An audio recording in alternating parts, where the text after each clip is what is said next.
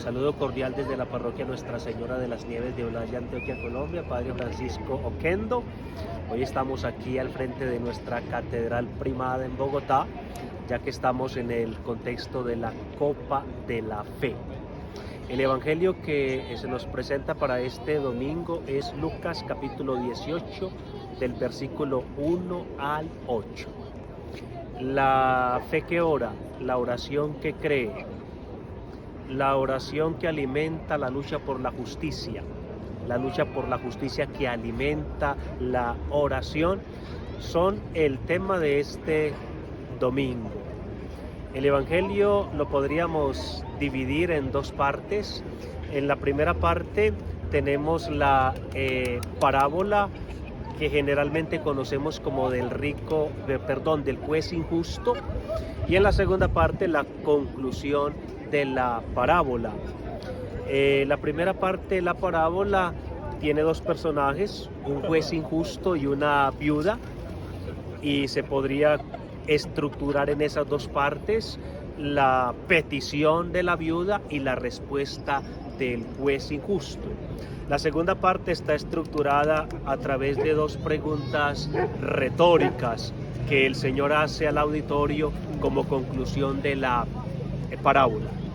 Los invitaría a que miremos algunos elementos literarios, como por ejemplo la expresión o el concepto de justicia, que se repite por 4 veces.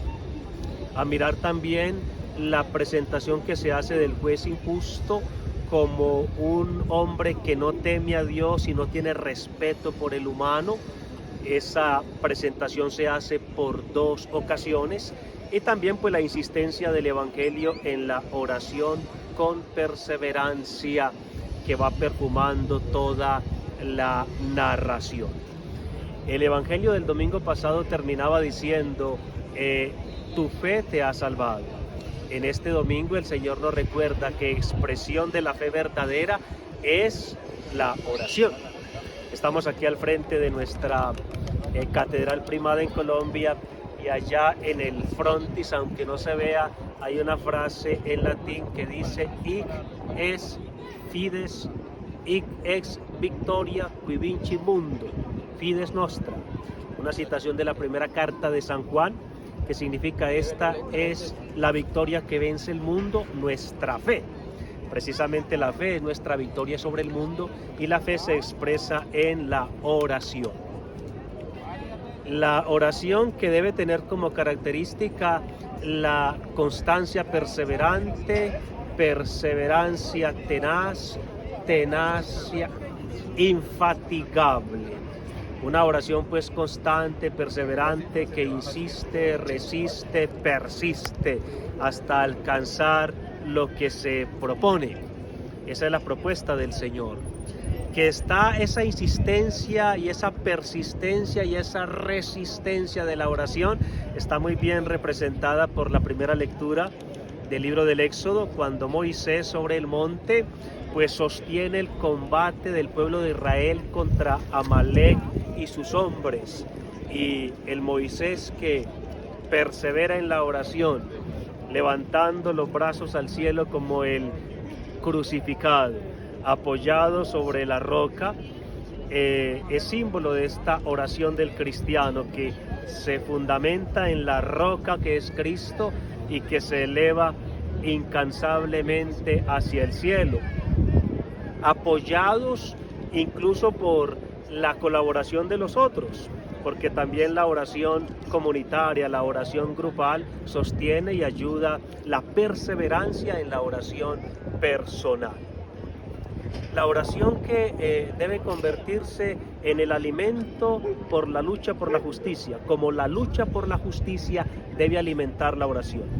La espiritualidad alimenta la lucha por la justicia, y la lucha por la justicia alimenta la espiritualidad. De lo contrario, la espiritualidad y la oración se podrían convertir en el opio del pueblo. En cambio no.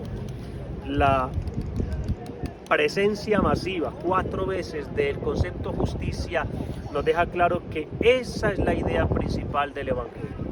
que el Señor nos está recordando que una vida espiritual fecunda se expresa precisamente en el compromiso por la justicia, y que el compromiso por la justicia, la lucha por la justicia en un mundo profundamente injusto, debe constituirse en la mejor expresión de una espiritualidad seria, como la quiere el Señor. Porque la oración nos coloca en relación con Dios, la oración nos pone en la óptica de Dios, nos da la perspectiva de Dios, y desde la mirada de Dios la injusticia del mundo es insoportable. La injusticia en el mundo no es querida por Dios, no es voluntad de Dios, es consecuencia de la decisión de los hombres, muchas veces consecuencia del pecado del hombre. La oración nos pone en sintonía con los sentimientos de Dios y nos da la compasión, nos da eso que en el Evangelio de Mateo se llama hambre y sed de justicia, lo que nos hace bienaventurados. Por ello, que la espiritualidad profunda se manifieste en este compromiso por un mundo más justo, más equitativo y por tanto más humano y más humanizador. La oración que también se va alimentando de la palabra de Dios, como lo recuerda la segunda lectura. La palabra de Dios que es inspirada, la palabra de Dios que debe constituirse en palabra contemplada, meditada, orada. Que la palabra de Dios alimente también nuestra oración. En esta nuestra sociedad digital y tecnológica, nosotros nos conectamos a través de la internet, y cuando no tenemos wifi, cuando se nos acaban los datos, nos quedamos desconectados. Pues bien, también el cristiano, si abandona la oración, se desconecta de Dios. La oración es lo que nos permite no solo conectarnos, sino entrelazarnos, relacionarnos, vincularnos con Dios. Así como nuestras relaciones humanas van sufriendo cuando ya no interactuamos, cuando ya no comunicamos, cuando ya no nos hablamos, cuando ya no dialogamos, también nuestra relación con Dios sufre y se deteriora cuando ya no hablamos con Él, ya no lo escuchamos, no nos relacionamos con Él, y eso sucede a través de la oración. San Efrén, padre de la iglesia, decía que no hay en la vida tesoro comparable con la oración, que en verdad la oración sea nuestro tesoro precioso. Que la Virgen María, maestra en oración amorosa y en amor orante, nos ayude a imitar. Un buen domingo para todos y gracias por compartir el video.